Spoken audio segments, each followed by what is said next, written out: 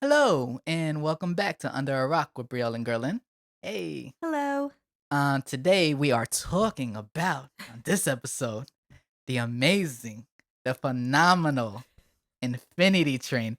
And if you can't tell by that intro, this is my pick. I I love this show. So just a little backstory for those who don't know, and for Brielle, just in case like you didn't do any research or whatever. Okay. Um, so Infinity Train started out as just a short pilot Mhm.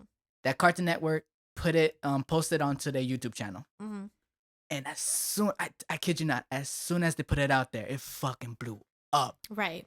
Everyone went crazy. It was like, Cartoon Network, you need to greenlight the show like right now. Yeah. And this was back in 2016. Yeah. We were all freaking out, especially my sister and I, because uh started 2014.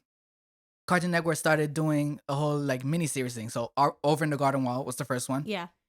The following year, 2015, it was Long Live the Royals. Mhm. That was a short 10 episode miniseries. Yeah. And after that, they didn't make an announcement for another miniseries, and my sister and I were a little disappointed. It was like, damn, like this was fun. It was like a little nice tradition for us to like Mhm. watch a miniseries during fall because it was always during fall. Yeah.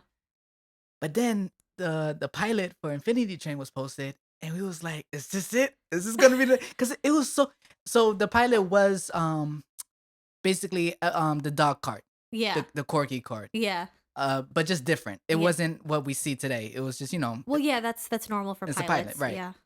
And but just you could just see the ambition and the risk that the show was taking, and woo. So like there was like a whole petition to like get Cartoon Network to greenlight the show. Yeah. The creator Owen Dennis, he was like, "Thank God, thank you guys," Yeah. and it was greenlit. But with contracts and stuff like that, he wasn't allowed to say that. Hey, yeah, the show was greenlit. We're gonna Oh, put it yeah, out. yeah. But I think after that 2 years, 2018, 2018, I think is when 2018 or 2019 is when it actually premiered on Cartoon Network. Oh. They announced it and 10 episodes. Yeah. So this really wasn't from your childhood, but It's still nostalgic to me just remembering like that whole journey. still I didn't see it, so it works with the rules that we set, Right. We could break those rules. Um that's cool. That's really cool that it had such interest from the fan base that they greenlit it and really worked on it. Um, I have to say I really liked it. I Mm, really, really liked it. I just, I love if this is like what they did, I just love the creativity. I love the creativity. I love the themes and the characters and like you said, I just love the ambition and everything. It's just so this and like Over the Garden Wall, and I assume the Royals one. I just think like it's such an interesting departure from what you normally see on Cartoon Network. Not to say that everything on Cartoon Network is bad. I mm, just feel like a lot of modern day cartoons are very weird and not in like a fun way. They're just kind of stupid and rely a little bit on like gross out humor mm, sometimes, which has its place, but so to see these shows that really tackle some deep issues, some heavy themes, and do it in a way that's so fun and creative and a little bit silly and beautiful with interesting animation. The animation was not ugly or anything cuz mhm. I feel like sometimes with modern cartoons the animation's just ugly and it's like why though? Yeah. Why is it ugly? Um so it's just I really love that. See, that's what I mean when I talk about how like I think there's such potential for children's television. Like, there's such a potential to talk about these things, these heavier themes, these rougher issues in a way that children can understand and digest. And you can do so beautifully. And that's what I really like about Infinity Train and Over the Garden Wall as well. Like, I just love the ways that they talked about these things. And I really liked it. I really, really did. And it was so quick to get through. Like, it really was not a hardship to watch it? Right. Yeah. So jump into it. Like Jump I into it. really, really want to hear your thoughts. Yeah. So, something that I want to say is right away how to establish that someone is weird, make them eat an onion. Just randomly eating one. Yeah, I just thought that was so weird. I was like, what? A whole onion A too. whole ass onion. She's just chomping on it. Like, okay, I don't think that would taste that good. Like, listen, I like onions much as the next person, but just a raw onion, just crunch, crunch. Like, and they gave her a weird name too. Her name is Tulip, which she kind of explains later. But I was like, that's how you do it. Just give them a weird name and make them eat an onion. I like that she is like into like coding video games. Like, yeah, female STEM for the win.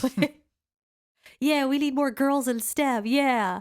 You know, I liked her. I thought she was cute. I like Tulip. I was a little afraid as I was getting into it that I would slowly get annoyed with her because of her kind of attitude of like, well, I have to get off the train.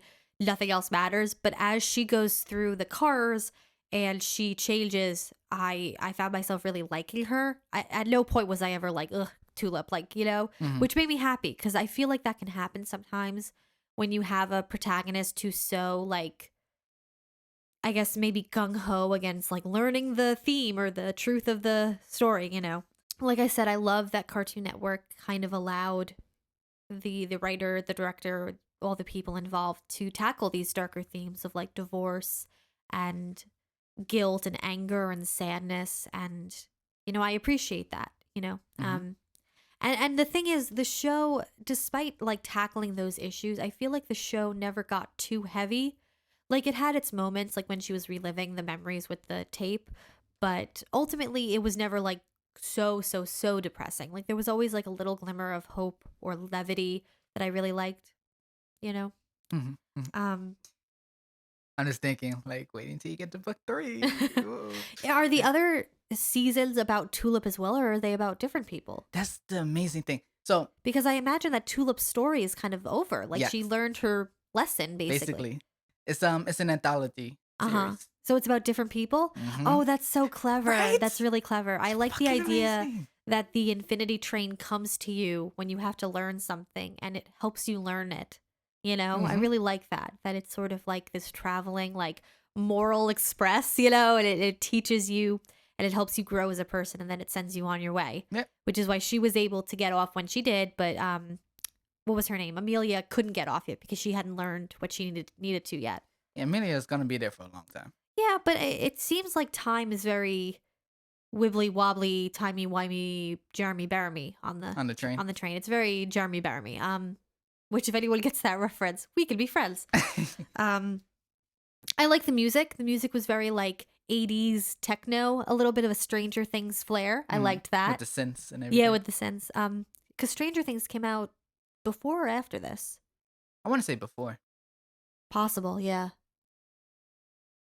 I don't watch Stranger Things, but yeah, I feel like it came out before. Yeah, so definitely like inspired by that whole time period, even though the show doesn't take place in the 80s. But like, I loved 1-1. I loved him. I love anytime that there's like a cute robot in a show or movie, I'm like, that one's mine. I loved 1-1. I loved that he was like half happy, half existential. Like, I loved that.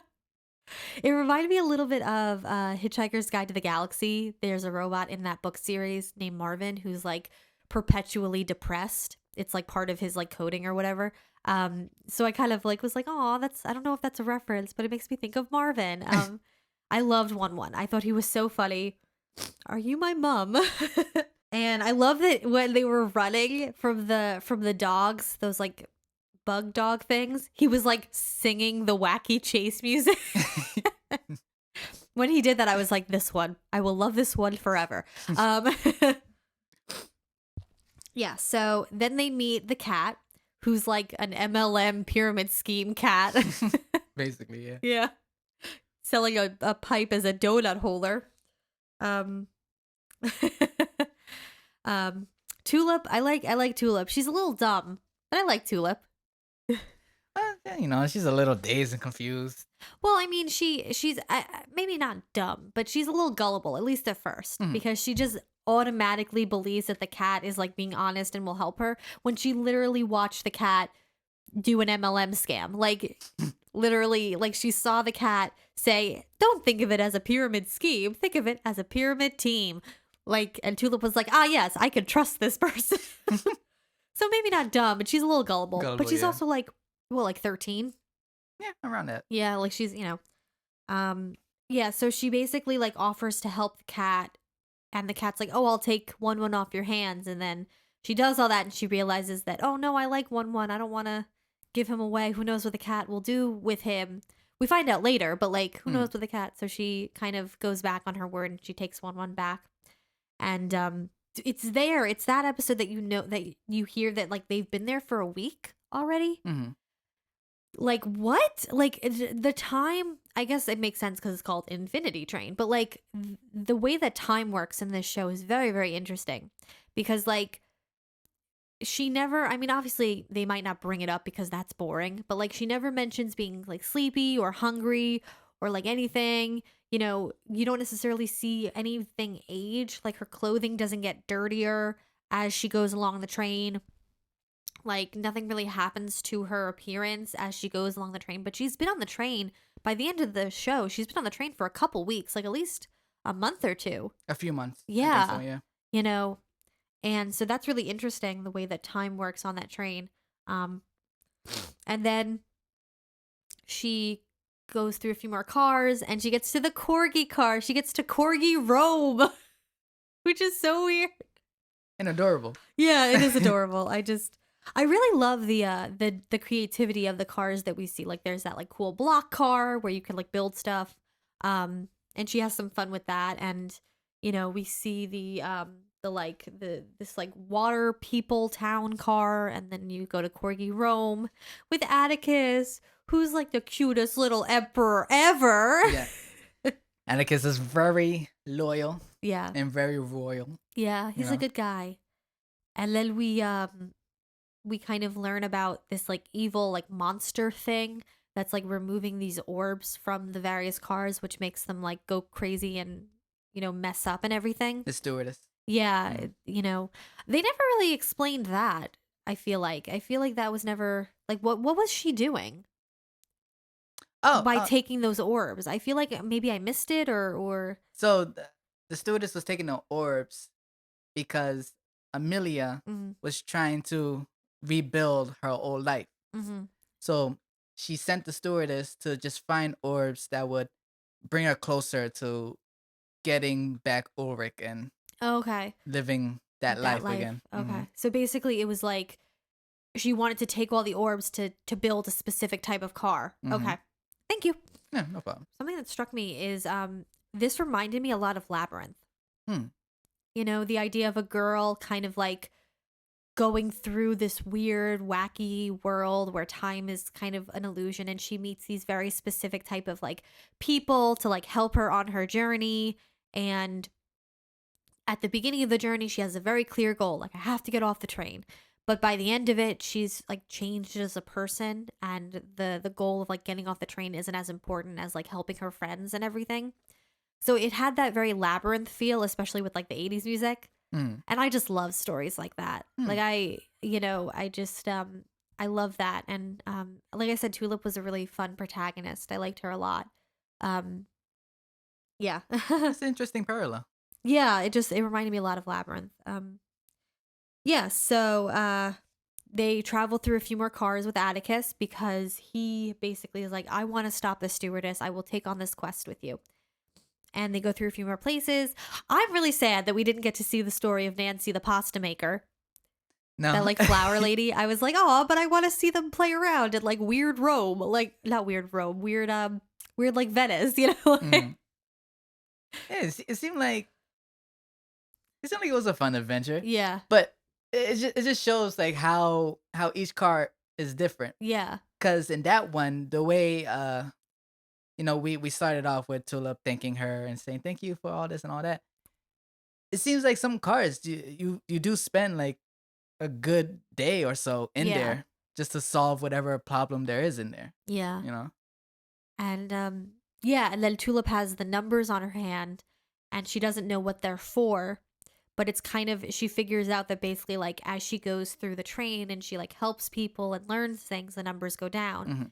She just doesn't know what happens when the numbers go down. One is like, you're gonna die, and she's like, no. Like the cat's like, no, you don't die. What are you talking about? I mean, we kind of think that because in the first episode when we see someone got their exit and like Yeah. they go, it looks like they were obliterated. Yeah, it really You know? does. So I don't necessarily blame her for freaking out, but it's just funny that one is like, "You're gonna die," and then the cat's like, "No, that's not what happens." Um, I don't remember where this part was, but at one point, one does the AOL sound, and I just thought that was so goddamn cute. I don't remember which episode.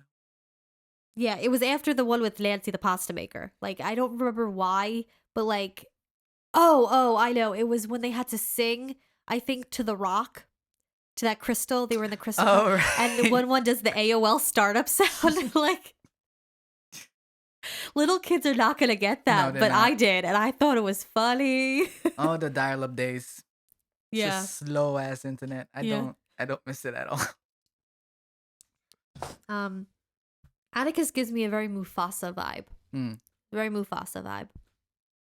Especially when he's like telling that like grand story about the corgis. When he was like telling it to the rock guy. There's a lot of Mufasa. I feel like they were inspired by.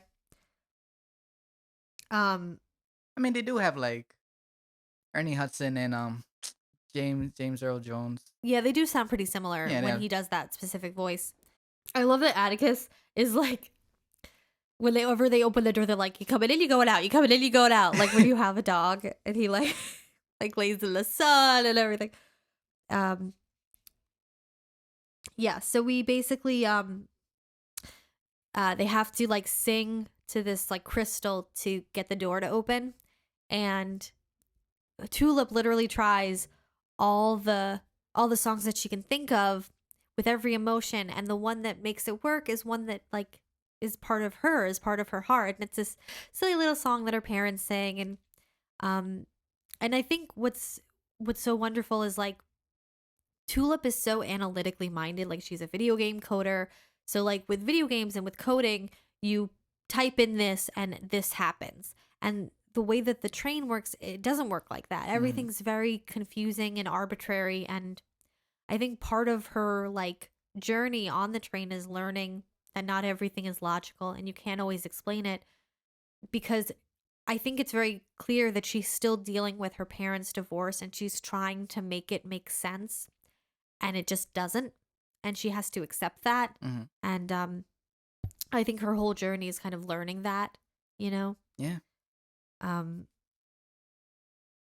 Yeah, so they get through the crystal car. It's also just really funny to watch Atticus like telling the story and she's in the background like building the ladder. She's like, "Wow, this is a really long story." Like The comedy is like always on yeah, point. it's these little one-liners that just made me like giggle and stuff. I really like them. And then they get into the car and it's the cat again. They see the cat again. And the cat basically shows Tulip her memories. And the idea is that Tulip will get trapped because the memories are good and she'll want to stay in them. But Tulip is smarter than that, and she realizes that her memories aren't like that, you know, she's making them more wonderful and beautiful and sweet, and the reality was a little bit sadder. And yeah, so like the themes about in this like episode specifically where she's watching like the memories of like her parents fighting and stuff, it really brought up a lot of ideas to me about like responsibility and guilt and blame, and you know, and what as a person, what are you capable of doing, and how do you, you know, view other people, and how do you remember things, and you know, it's so well done. It really, really is, Mm. because, you know, they only have so much time to talk about these things, so they can't really get too into it. But I feel like Tulip saying to herself, like, it's not your fault that your parents are getting divorced. You didn't do anything wrong, and you need to stop feeling guilty about it, was so sweet and so powerful, I think. You know, I just really liked it, you know. I really liked the way that the train kind of forced her to remember things the way that they were, and to stop kind of like putting everything in rose tinted glass, and Mhm. except her reality, I think, Is when we see the memory of them at Dolphin World or Yeah. whatever, and at first it's all happy. It's like, Yeah. yeah, I like the dolphins. And then we see what really happened. Well, when we first see it, she's like, I wonder why they closed. And then we Yeah. see what really happened. It was like, what? What do you mean she won't wake up? And Tulu's like, oh, that's why they Yeah. closed. Um, but yeah, it's just the way the show plays with memories is Yeah. really interesting. So the whole point of one having a tape and why you shouldn't look at your tape. My theory is kind of like when you put your camera in front of a mirror, or you put a mirror in front of a mirror, and it's just like infinite mirrors. Yeah. I think that's what happens when you look at your own tape, because it's like your mind looking into your mind. So you get Yeah. you get stuck, you get caught in a loop Yeah. And that's what the cat wanted. to get her trapped Yeah. in there. Yeah. Um, the fiery of we're getting a divorce. Yeah. That was actually really that was funny. Yeah. hilarious. Um, um, yeah, I literally wrote in my notebook, instead of therapy, just go on a weird train ride. Basically, Yeah. Um, and then she goes into this really cool like mirror chrome world where she Mhm. meets her reflection, and her reflection is basically like trying to get free because it has to live Tulip's life without any of the benefits of it. Like it just has to kind of react to everything, Mm. which is a cool way of looking at your reflection. Like it's definitely like, oh, that's sad, but like it's cool. And the two like chrome cops are very like buddy cop movie, and like I just love that. Buddy system, buddy system. um yeah, and then I love that Tula basically finds a way to get her reflection to be free by giving her her own mirror so she can never get trapped in another one. Mhm. And then later on at the very, very end, when you see Tulip walk past a mirror, she doesn't have a reflection. Yeah. I was like, whoa, that's so crazy and so cool. And like people are going to be weirded out by that for the rest of her life. But okay. It's How's just she going to do her hair? it is a confirmation. Like none of this is a dream. None of this is imaginary. Everything that's Everything happening happened, yeah, is which I real. thought was a very, not a bad choice. I'm not saying it was a bad choice, but it was an interesting choice to Mm. make it all have happened. Um, yeah, so, and I love that, like, the first place they go is a bank, and her reflection is like, wow, this is so cool. Bank is not cool. The bank is not cool. No. But so yeah, so she kind of gets to live her own life now, Mhm. wherever she wants, basically on the infinity train, which is great because it goes on for infinity. Um, But now she's on the run because of the two mirror yeah, but she cops. doesn't have to worry about getting trapped in the chrome mirror world again because she has her own mirror. Right. But Oh, but she's still on the run. she's still on the Oh, run. yeah, They're true. not gonna stop chasing her. Yeah, that's true. This book Well. this book too. Oh, that's booked out. Okay. Mhm. Yeah, so, and again, like, Tula basically has to come to terms with her own shortcomings through her reflection, that she can be very isolated and she can ignore people and she can be really hurtful to her friends and her family because she doesn't want to accept any kind of help. And again, like, and her number goes down because she realizes something about herself, and she realizes that she has to be more open to people and she can't just shut out the world when she's upset. You Mhm. know, like I said, who needs therapy? Just go on this train. And Um, we see that early when she meets the cat, yeah, when she's explaining her name and she's talking about it. Every time she lifts her hand is a lower number. yeah. If you caught that. Oh no, I didn't. As So she's explaining that, oh, that's it cool. goes down and down, and then when the cat is all like, "So your name after a plant," and then when she starts overthinking that, then her number goes back up. Oh, Like you don't see it spin or anything, but every time oh, I didn't they show notice her that. hand, That's really yeah, it's a cool. different number. Yeah, basically the number is like when you come to terms with who you are as a person and you're okay with that, you can leave. Mhm. Yeah, I like that. Yeah, I like that. Also, I like her name. I like the story behind her name. yeah. That like her parents named her after a flower that constantly comes back up and blooms. Like that's cute. And the cat's like, they could have named you something terrible. And it's like, yeah, well, Tulip was the nicest sounding flower, I assume. I just love the interactions. When we first meet the cat, Tulip explains her name, and the cat's just like, so you name after a plant. The next time we meet the cat's just all like, oh, if it isn't my favorite person named after a plant. Yeah. And then like the third time when the cat is trapped under all the rubble, she's just all like, hey, my favorite person named after a beautiful plant. Do you Yeah. mind helping me? Yeah, You yeah. know? Yeah, so then we're sort of at the end, and the last car that she kind of goes through. I'm kind of sad we didn't see the spa car. That sounds nice. It does sound nice. I think it was cool, like running through all the cars. Like they have like the Monster Mash car. I was like, no, wait, stay there. That seems fun. But they end up in the ball pit car. Oh wait, no, not yet. Oh, not yet. Okay. The turtle car. Oh yeah, the turtle car. That was a really interesting episode too, because you kind of see like one's kind of weirdness and everything, and you get hints that like he's not supposed to be with them. He's supposed to be somewhere else, but we don't know where yet. Mm-hmm. But yeah, no, that was a weird kind of episode. Cause yeah, So the turtles don't know Yeah. that their cart is broken yeah, and like it's not supposed to be like that, but they just kind of just adapt. Yeah. So all the jelly on the floor, and they just use it as transportation. yeah. Um, They're happy that their houses don't have like walls or ceilings, because like, oh, they can just hang their laundry and get sunlight. I just love the business turtle on the phone. It's like, yeah, someone just cleaned up all the jelly. Why? I don't know why. I'm gonna be late. I know. We're never gonna make the quarter. Like, I love him. It was like, but yeah, the again, the themes of like responsibility and blame come up again, because one thinks it's like his fault, or I guess its fault, his fault that like the car is broken and he has to fix it. And Tulip's like, no, there's nothing to fix. It's okay that it's not the way you think it should be. They're happy. Like, you just have to let people be the way they want to be. And I like that. And Atticus and the other royal turtle, they like chat about. Yeah, they stuff. bond. Yeah. And he sends a corgi response team, which is cute. The idea of that. Mm-hmm.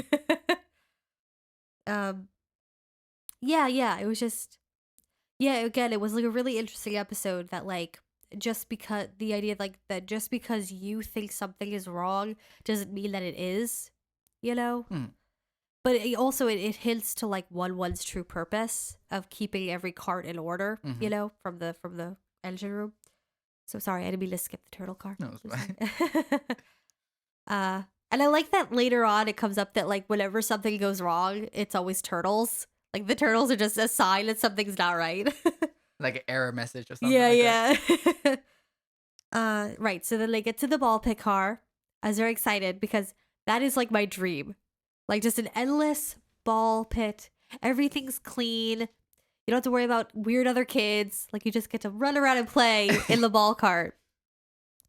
And like, I love the little rabbit and like how he makes them go on a quest, and it's like all really easy and simple, but like it's fun. It's so fun. I would love that.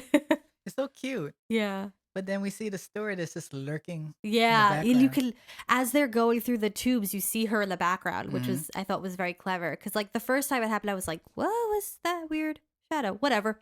And then you see the shadow again, and it's like, oh, You see something's the happening. tentacles. Yeah.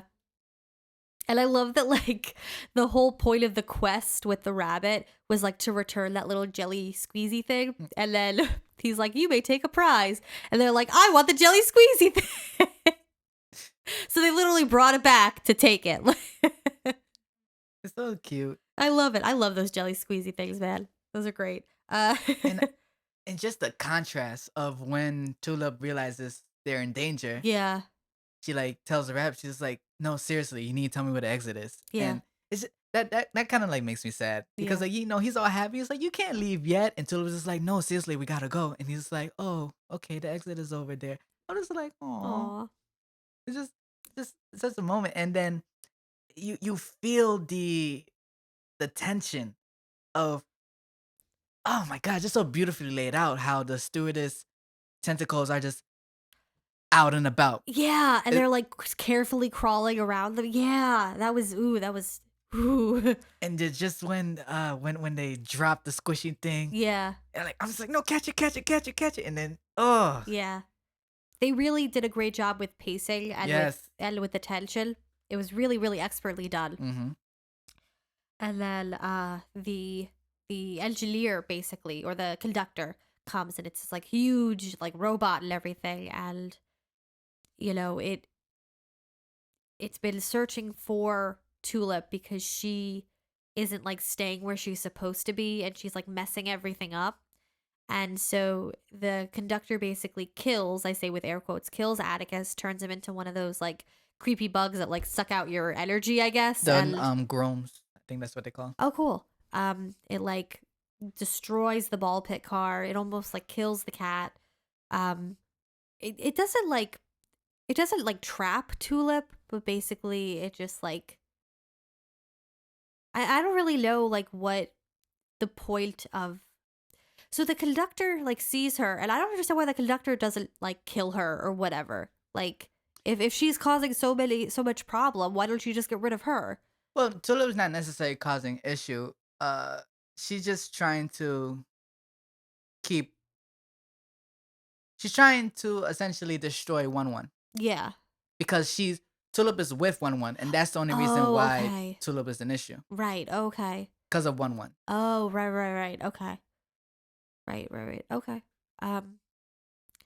Yeah. But it's so sad when Atticus gets turned into that evil monster. Like, aw. Yeah. And then and so she realizes that she has to do something, and so the cat is like, here, watch this tape, and it's the tape about the conductor. And I like that they did a little bait and switch, because you think that the conductor is going to be Yes. Ulrich, but it's not. It's Amelia. Uh-huh. Also, we stand a woman who proposes. Yeah, so I kind of like that, a little bait and switch, that the conductor was Amelia. And but basically we see that like once upon a time there was this girl, and she was in love with this guy, and they were going to have a wonderful life, and he died, and she couldn't handle that, so she ends up on the infinity train. And instead of kind of using the infinity train for what it is, a traveling therapist, she basically is like, I'm going to create my own car and live the life that I could have lived with Ulrich, and that messes everything up. And she basically like takes 1-1 out of the control room, so that she can kind of do whatever she wants, but she ends up losing him, and now she's been on a quest to find him, and that's why she's after Tulip, right? To destroy 1-1. Yeah, but I'm on the right track. Yeah. Like, okay, good. Like she doesn't care about Tulip at all. Oh, okay. It's just she just wants 1-1. She just wants a woman. Okay. It's such an adorable story. Yeah. Their love story. Yeah, it is really cute. You know, and it comes off as really relatable. Like a lot of love stories, you watch them or you listen to them, and it comes off really cliche, just Yeah. like rolls eyes. But it's just the way Amelia and Ulrich interacts, it just feels so genuine and natural. Yeah. How they're in the payphone. Do you kids know what a payphone is? um, and it's an actual real trick. Yeah. Where you could like whistle a certain type of frequency into the payphone, and it bypass the. Really? Yeah. I thought that was something they just made up for the show. That's true. It's true, but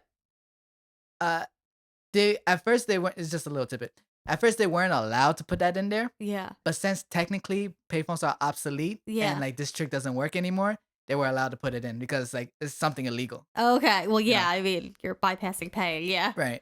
But like that whole interaction was just so it was just so nice and genuine. It's like, we're soaking wet, please send a cab. And it's just like, shit, calm down. Like, I don't know, that really tugged at me. Yeah. And just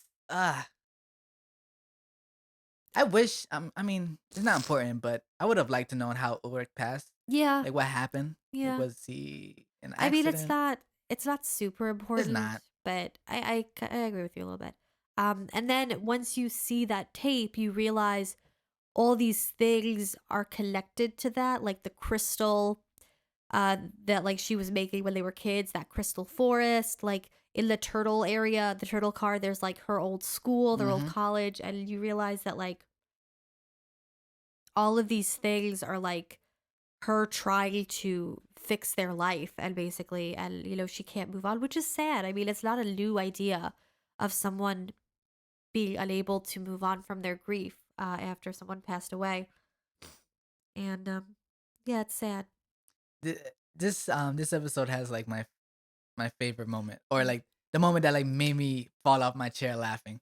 It's just when they're watching the tape and one is just like, I want to see that again, and then like it rewinds, it does it again, Yeah, with the and then whoopee Tulu's cushion. just like, one, how did you do that? He's like, I don't know. I fucking died every time he did that. Yeah. He was like, I want to go closer, and Tulu's just like, how are you doing this? He's like, I don't know. Like, just the way he answers. Yeah. It was really good voice acting. Mm-hmm. But so seeing Amelia's tape, it allows Tulip to see that she's not so different from Amelia running away from her problems, Yeah. and that's the key that gets her exit. Yeah. That realization. Yeah. But instead of exiting, she decides that her friends are more important and she has to save Atticus, and she has to and to do that she has to go into the engine room and get that like gun thing with the orb. And that's, I think that's what is so great about Tulip, and I think what makes her able to get her exit is that she does care about her friends more than herself, and that's important. Mm-hmm. When you first saw the conductor, did you doubt it was just like a heartless robot when you first saw it? Well, yes, I thought it was like I thought that the conductor was basically like part of the train come to life because Tulip was messing with it. Mm. Because instead of staying put in the car that she entered in, she kept running around, and I thought that like some part of the train became sentient and was like, now we have to stop her. And then obviously when you see like Ulrich, I was like, oh, it's Ulrich. And then I was like, wait, no, it's Amelia. And so and then like the head plate like cracks and she's literally in the robot. I was like, oh, okay. I was expecting more of a behind the curtain situation where she was like in a room controlling the robot, not like actually in the robot. So that was like cool. Oz? Yeah, like Wizard of Oz. So that was cool. And so they get to the engine room, and one finds his mom. Are you my mom? Yeah, finds his mom. I love that. And and basically, Tulip is able to get like the gun with the correct orb to turn Atticus back into a corgi. She turns a couple other things into corgis. And she's able to turn Atticus back into a corgi. Yeah. She gives him back his crown because he's royalty. And I felt naked without it. yeah. And basically she like tells Amelia that you can't keep living in the past, that you have to like move on, and you can't try to make this perfect world where Ulrich is still around. But Amelia shows that like the numbers go all the way up to her neck, and like she has a long way to go before she's ready to get off the train. However, after Amelia talks to Tulip, one of the numbers disappears. Yeah, it goes down. Yeah, so there's definitely like hope for her. And considering how time works, who knows how much time has passed, you know? They don't ever say how much time has passed between Tulip getting on the train and Tulip getting off. I want to say it was like 2 months. 2 or 3 months. Like she was just missing? That part they don't explain. Yeah, that's what I mean. That's what I mean. Like, was it like she was only gone for like an hour, or was she gone for literally like 2 months? You know, what was going on? That's what I wish they would have explained. Because it's obvious that like time was very woo, on the train. So I just kind of want to know what it equaled in. I don't know. It could be. My theory is that once you get off the train, it's almost like you was gone for like a few hours. Yeah, that's what I imagined. So I would think Amelia's on that train forever. She's never coming off. But I don't think so. I think that there's hope for her. I think one day she'll be able to get off the train. If she does, I would imagine that she'll get off and she'll be back within that time period. Because it's been years. Yeah. Like it seems like a good 20, 30 years she was on the train. Yeah. That has passed. Yeah. Because she's using a payphone and Tulip has her cell phone. So Right. like, So I would. The train's origin seems to be alien based. yeah, Like it is obviously otherworldly. yeah, So it just seems or alien or some type of pocket dimension. yeah, right.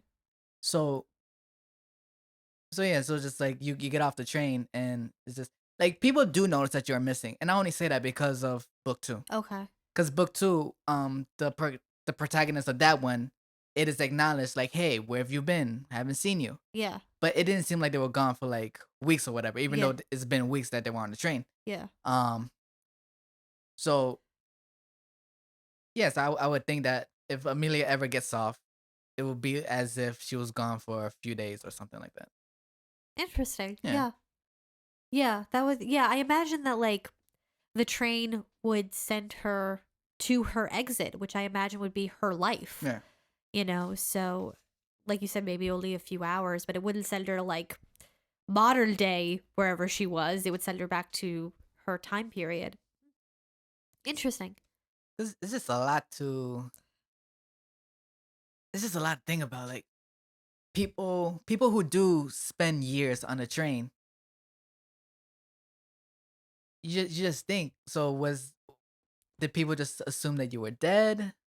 Like if time is if time is relative Yeah. and the amount of time you spend on a train is actually the amount of time that has passed in the outside world, you would think because her parents didn't react. They were Yeah. just like, all right, now we're gonna take you to the summer camp, whatever. Yeah, but that's a few months later. It's a few months later, Yeah. but there's no mention of, all right, don't disappear this time, Yeah. or yeah, or like a police report that was put out. None of Yeah. that. That's why it makes me think that like though time was passing on the train, either no time or very little time passed. Yeah, Or maybe the whole point of the infinity train is to help you like learn something or get through something. So when you're done, it just drops you back where it picked you up. No time has passed. Like it takes you back to your exit, which was right. where you started. But now you are different. So maybe no time passes. But then you just said in season 2, they do say time passes. Unless But someone was just like, hey, where'd that person go? yeah, it's more like that. Oh, That's okay. how it was more depicted in season 2. Okay.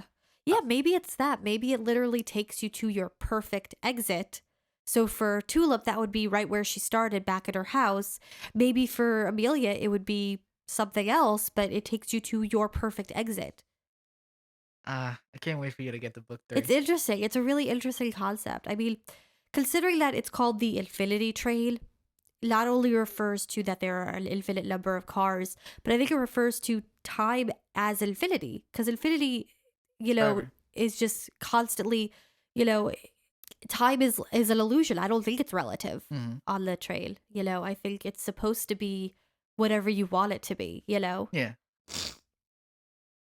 And then at the end of the day, she basically helps all of her friends. She kind of points Amelia on the right path, and she ends up back at home. And she's learned to accept the changes in her life.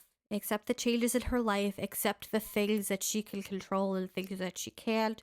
She learns to be more accepting, I think, of people and herself, which is wonderful. And she got a cute haircut. Yeah. And and then that's the end of her story. And I think that's really beautiful. I think it's really wonderful that at the end of the show, I think it's just wonderful that the end of the show is just the main idea is that life is full of changes and you have to accept them. And it's not your fault. It's nothing that you did. Life just changes. And you have to accept that and move on and find joy in the changes. And I really liked that. I just thought it was so clever and so well executed. Like I said, I really love the creativity of these like mini series, Mm-hmm. And nothing ever feels rushed. No, it really doesn't. I feel like the pacing was perfect, was really well done. I felt like the 10 episodes was the perfect amount of time to kind of like say everything they needed to say. Do I wish that we could have seen more cars? Yeah, but like it's okay. I mean, you do it in the Yeah, following you book. do in the following, but So that's what caught me off guard because when this originally premiered at the end of this episode was a teaser that there will be more. And I remember thinking, because one goes, "See you next time," Yeah. and I'm just like, "What the fuck? No, leave it." I'm just like, leave it at 10 episodes. Like, what more could they possibly be? Like, Yeah. because I was so stuck on give me 10 episodes miniseries. That's it, because of the tradition that my sister and I have. Yeah. But boy, was I wrong. Yeah.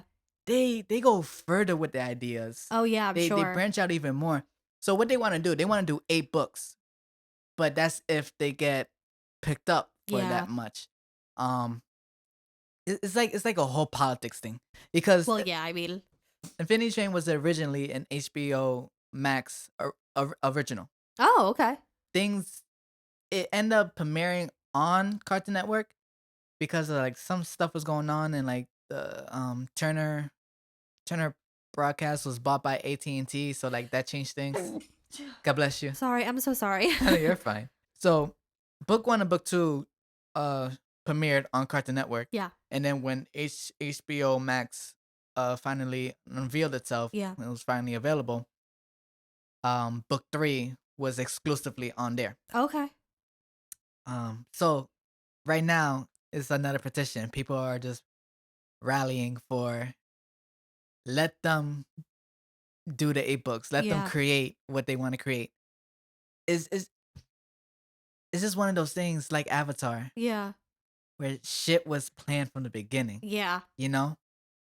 And my god, Brielle, I really can't wait until like you see the other 2 books, Yeah. because like, I feel so limited on what I can say. Sorry. No, it's fine.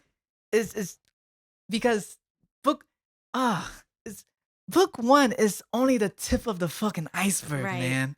Well, I mean, that's what I think is so brilliant about the concept is Mhm. that obviously you can do whatever kind of cars you want, and the protagonist can be so different. Like because every person is different. Every person deals with their own issues. So literally every season can just be a person dealing with their specific issues. But it's plot out so well, because we see the next protagonist in each book. So, Oh, Tulip comes back? not Tulip. Oh, her reflection? Oh, fun. And then in that book, we see the next protagonist. And I don't know who's going to be, if they do a book for it, which Yeah. I pray to God they do. I don't know who's going to be the protagonist for that one, because I didn't see anyone that was hinted. Yeah. I mean, it could go a certain way, which I'm curious about. What But I'm interested, I wonder, this is like a little mini prediction. Mhm. I think the last book is going to be Amelia's. It'll make sense. Yeah. I think that Ah. would be kind of cool if the last book is Amelia finally getting her exit. That would make sense. That would be cool. It would. But we'll have to see. I mean, Yeah. I love it. know. All right. I'll do the wrap up for once. Yeah, sure. Go ahead. Okay. So, thank you for watching. Thank you for listening. You can find us on anywhere podcasts are available. Yep. If you've been writing with us, or if this is your first episode, thank you for supporting. It really means a lot. We're just doing this for fun. Yeah. We enjoy talking about different pieces of media that interest us and sharing ideas. Yeah. So thank you for listening to us ramble. A couple of nobodies, but Yeah. we're pretty charming. Yeah. I mean, I think so. Yeah. So until next episode, see you then, right? Bye. Bye.